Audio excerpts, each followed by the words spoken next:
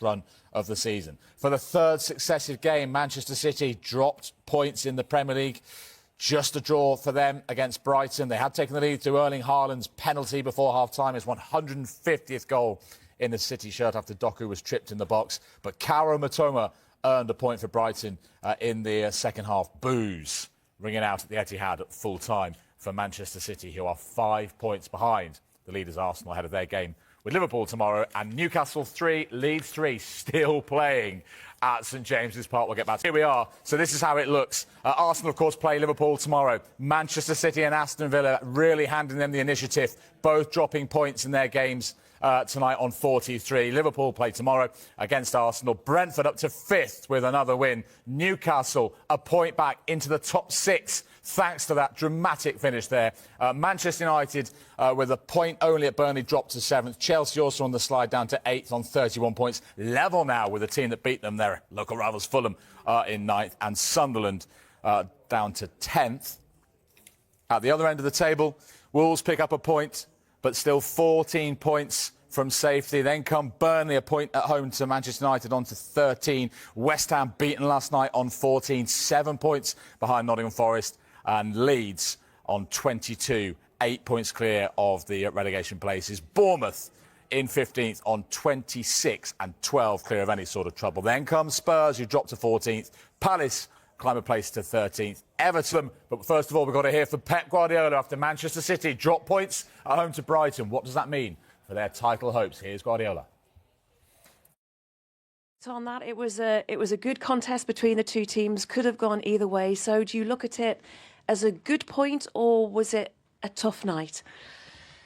The result is where it is. We're not going to change. And again, quite similar to the last previous 2 games. So the player fantastic. The way we play, I'm so pleased for many things, and we bring energy in the last 50-20 minutes. And yeah, we miss a lot, and it's fair result because score goals is a part of the stats, a part of the you have to do it, and we didn't do that. What is the reason for that? Was it because maybe you were a little bit more rushed in front of goal, or a little bit more anxious because you know what's at stake? Because you were trying so hard. 2 great opportunities as well. More than 2, yeah. We didn't score, that's all. How do you... I don't know. The reason I don't know, we don't score. Sometimes we score, sometimes not. The chances are there. What we have to do, continue to try to do it. Defensively, we know that you're stretched. I just thought I'd ask about Max Alain, how you felt he came and did coming straight into the team tonight. No, the problem is not defensively. The problem is not to have more absence, but the problem is not defensively. So we don't score goals with the chances we create that are so clear, and it happened in the last 3 games. Is it about remaining calm then in doing what you're trying to do? I'm not going to change. I'm too old. Not you, but your players. No, the players do perfectly, so I love the way we play. I love it. So we play top. Defensively, offensively, top. But we don't score. On at home, you heard from Guardiola there, pretty philosophical, Michael. They've had the most shots they've had in a Premier League game this season. How do they not win it? 2 big opportunities missed. The one just after half-time, they were gifted it by Ayari and Bernardo Silva, which you expect him to put it away, and it hits the post. And the first half was pretty fair. They didn't have many opportunities. They needed the penalty to take the lead.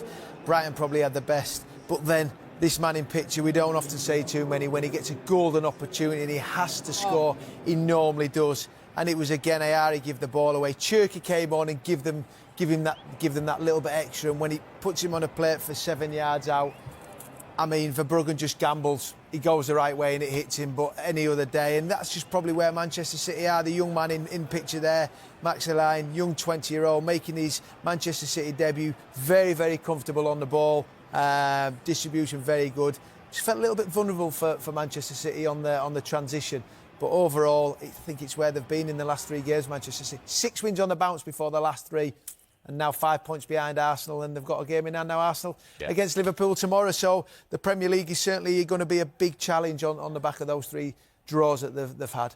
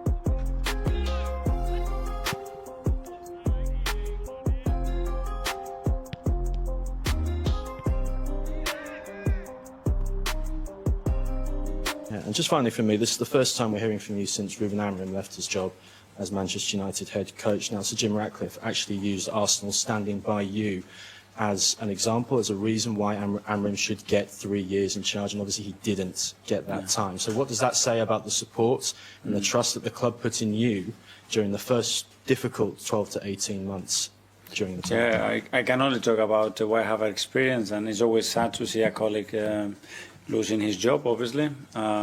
We know where we are, and yeah, I think you need support from ownership, and support from your staff, from players. At the end of the game, you need to win a lot of football matches if you want to stay in the job, and that's the reality and the nature of our job.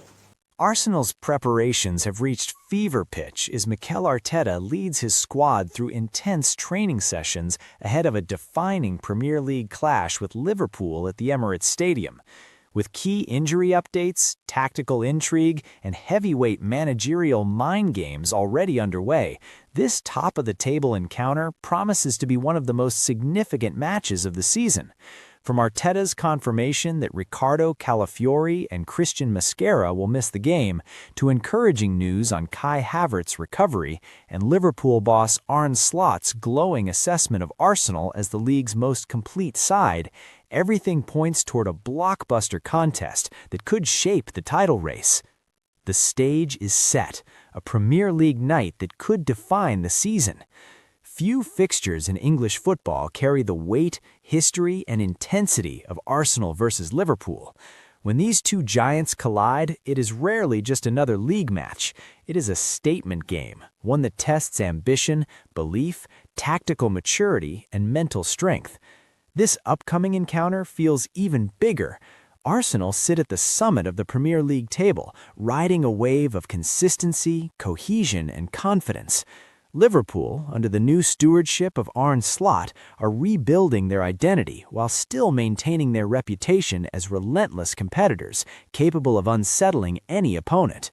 As the Emirates Stadium prepares to host this colossal clash, the narrative is already rich. Arsenal's training sessions have intensified, reflecting both the importance of the occasion and Mikel Arteta's meticulous approach. Every drill, every tactical discussion, and every recovery session has been calibrated toward one goal: being fully prepared for Liverpool. Arsenal's training ground: intensity, precision, and purpose. At London Colney, the atmosphere has been described as electric yet focused. Arteta's Arsenal are not a side that thrives on chaos. They thrive on structure, clarity, and shared understanding. In the days leading up to the Liverpool match, training sessions have been deliberately demanding, emphasizing sharpness, pressing coordination, and transitional play.